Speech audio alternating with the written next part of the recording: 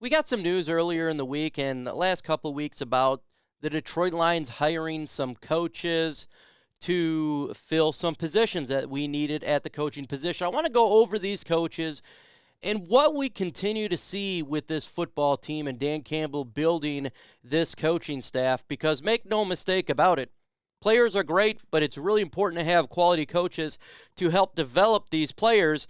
And the trend continues of former players and what it means for this team. Also, we're going to be talking about Jared Goff and his contract compared to the rest of the NFL. I seen an article that was saying that it's a steal for his contract compared to what he's doing. So we're going to go over it and give you my thoughts on that. But before we get into today's video, if you're a Detroit Lions fan and you like everything regarding the Detroit Lions, make sure you subscribe to this channel because we talk all things Detroit Lions. We got Herman Moore on here breaking it all down with you and other content creators talking Lions. Without further ado, let's get this thing started.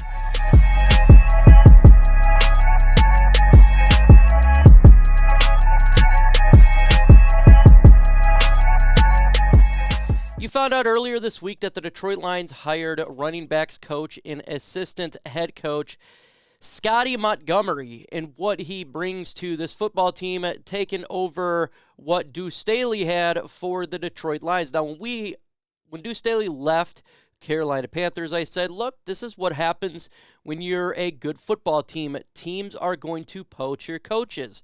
We better get used to it. This is what happens, and what needs to be done is Dan Campbell to replace these individuals with high-quality coaches, and we've seen that occur this offseason. So we're going to go over him and the rest of these guys real quick. First off, if you don't know who Scottie Montomery is, a former NFL player.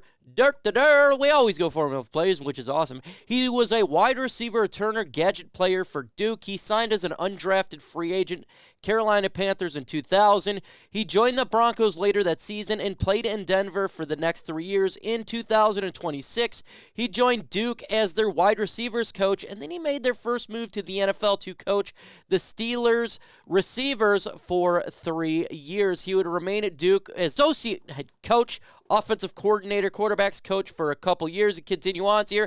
He actually had a head coaching experience coaching for East Carolina Pirates from 2016 to 18.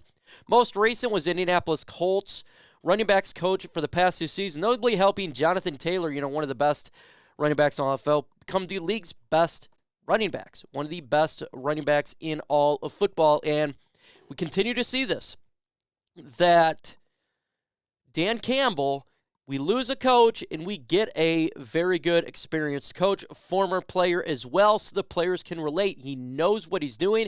He's been in the huddle, and he's going to help out the running game for the Detroit Lions. We lose Deuce Staley, a great one, and we gain a great one. This is the Dan Campbell coaching tree. This is what he is doing, building the Avengers coaching staff continues. We're going to continue to lose coaches, and this is going to be a theme that we're seeing here. And Scott Montomery, we bring him in, and I think he fills in perfect for what Deuce Staley has. Absolutely perfect. The results of what he did for Indianapolis is incredible. Obviously, you got to have talent there, but make no mistake, coaching does help out as well. And it's absolutely amazing to see how we turn over coaches and just turn around and get them back again. Now, you heard that earlier, that last week, that the Detroit Lions hired Dre Bly. Obviously, we know him as a former player.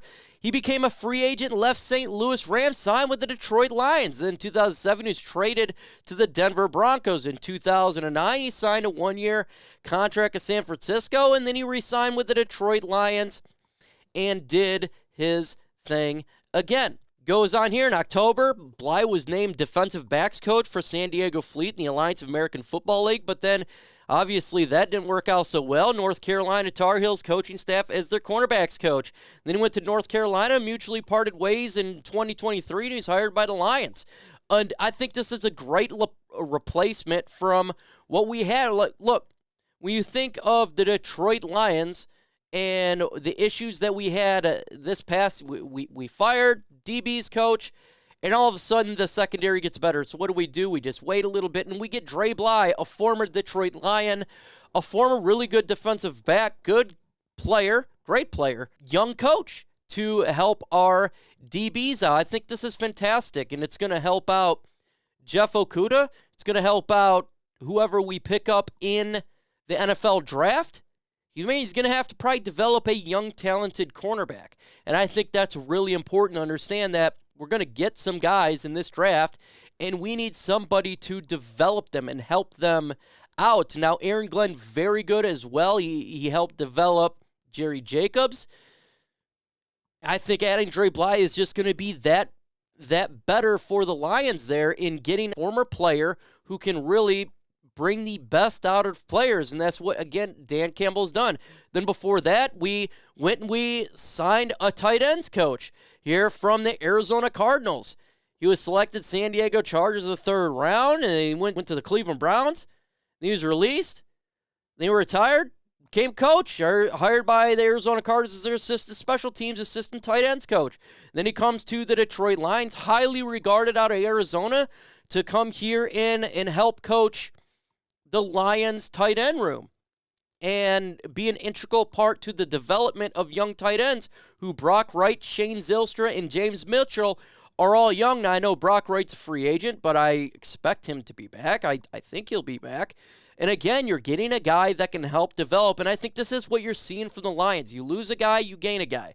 You lose a guy, you gain a guy. So I know a lot of people were worried, but I don't think you should be worried because I think Dan Campbell knows what he's doing in acquiring coaches. Now, there's an article talking about how Jared Goff basically, we got a steal for his contract. So I want to see, is this really a steal right now? Well, right now he's the 10th paid quarterback in the NFL, and I think that's kind of exactly where he fell with the stats. Basically top 10 in pretty much every single category regarding quarterbacking in the NFL. I think he did very good with the touchdowns and interceptions and wins and obviously conversions. He did a really good job. Now, the difference is this is right now. So you're seeing him 10th rank, but you know that there's going to be quarterbacks that's going to get paid. Lamar Jackson's going to get paid. You're going to continue to see other players. You got Tua potentially coming up, Joe Burrow in the next couple years, Trevor Lawrence in a couple years after that. You even got Daniel Jones who's going to get paid. So there's a lot of young guys that's coming close towards getting a monster deal, and that will obviously jump Jared Goff here. Now, for this season, it's not bad. Base salary of almost $21 million. He has a cap hit of $30 million, and it's 13.67 of the cap for the Detroit Lions. $30 million, it looks really high, but if you're looking towards a lot of these quarterbacks in the NFL, it's like 40 to 50 million. I wouldn't shock me. You get plus that for Lamar Jackson and the rest of these guys. We're talking 55 million. So you're getting a guy who is definitely cheaper than that, and it helps build the roster out for this coming season. In 2024, it's pretty much the same. It's a little bit more, $31 million, but again, not that big of a difference. And by that time, some of these quarterbacks are going to get mega deals, and you'll probably, I'm going to assume, around mid-tier quarterback pay for what he's doing. It'll probably be around 15, 16, 17-ish in the NFL at $31 million, when the rest of these guys are 40 plus to 50 plus. That's just the way that the quarterback market goes, and you got to understand too, the cap goes up generally each year unless there's a down season like COVID. But it's not bad. I want to say it's an absolute steal. I think it's good. I think it's a good contract. I don't think it's absolute steal. I think steal is kind of like getting a rookie contract and a rookie deal. I think that's a steal, something like that, or a guy who is going to be good for the next 5 years, and they're on that poor scale for a quarterbacking. Should the Detroit Lions extend Jared Goff after this season? Because 2024, you're banking on him, right? If he does excellent, he's probably going to get paid a lot more. You could extend him after 23 season, and it will be a little bit less than if you waited. Or do you wait both years and see what happens. Personally, I like to see what happens.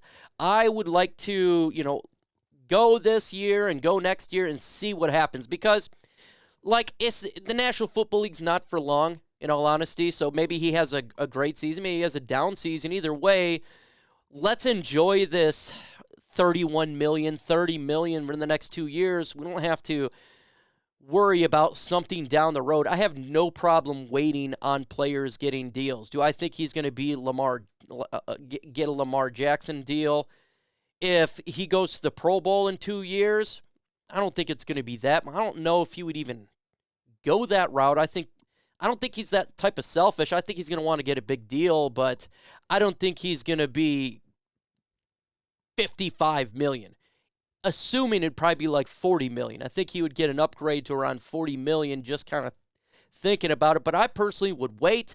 What do you guys think about the Jared Goff situation? Let me know in the comments below. Should the Detroit Lions extend Jared Goff? I'm the wait-and-see approach, but you want to know it has nothing to do with quarterbacking. It just has to do with that's the way I am. I'm a wait-and-see approach guy. I was with DJ Chark, Khalif Raymond the year before. I mean, I have no problem just watching the player pretty much earn their paycheck. Because you get some players like Kirk Cousins that just come in the league and they just get paid an insane amount of money and they're not generally earning their contract. I want to earn that contract for our football team and each player, quarterback included. But with that said, folks, adios. Perfect.